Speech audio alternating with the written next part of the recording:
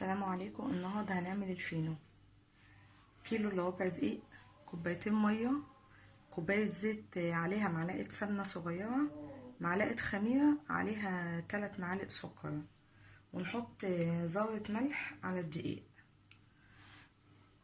الاول هنحط الزيت على الدقيق ونقلبه كويس.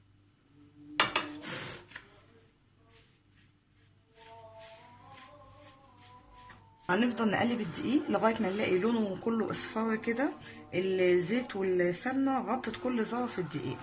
بعد كده هنضيف الخميره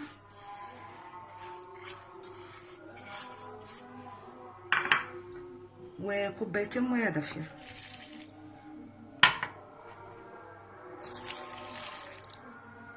ونبدا نعجنه. هنعجنها لمدة 10 دقايق لغاية ما نلاقي العجينة متماسكة وما بتلزقش في ايدك ولا في الطبق. هنسيبها بقى تستريح لمدة نص ساعة وبعد كده نقطعها.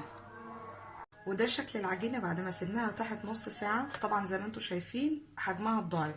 هنبدأ نقطعها لكور صغيرة. هنقطعه كور صغيرة وتدوسي عليها بكف ايدك كده.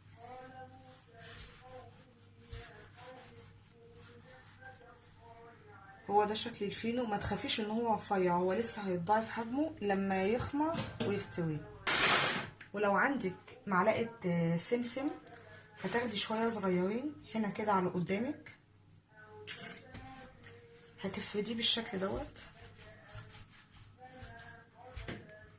وبعد كده تمشيه على السمسم وبترصيها في الصينيه وبتخلي مسافات ما بينهم علشان لسه هتخمر.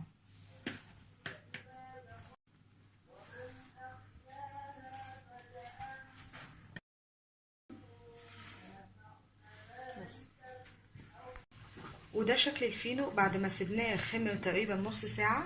وتدهني الوش، بتحطي نص صفار بيضه على معلقه زيت واحده وبتدهني الوش، وبتكوني مسخنه الفرن قبليها ب10 دقايق، وبيقعد تقريبا في الفرن من 8 دقايق ل 10 دقايق.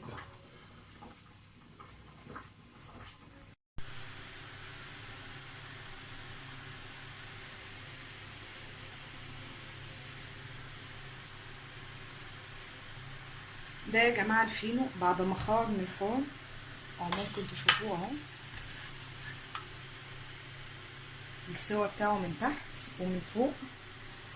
دول بالظبط 32 رغيف فينو، يعني لو هتجيبيهم من بره هيبقوا ب16 جنيه. هو تكلفتهم بالظبط ما تزيدش عن 6 جنيه، يعني في وفر 10 جنيه في الكميه اللي انت عملتيها دي كيلو الا ربع دقيق. وبالهنا والشفا.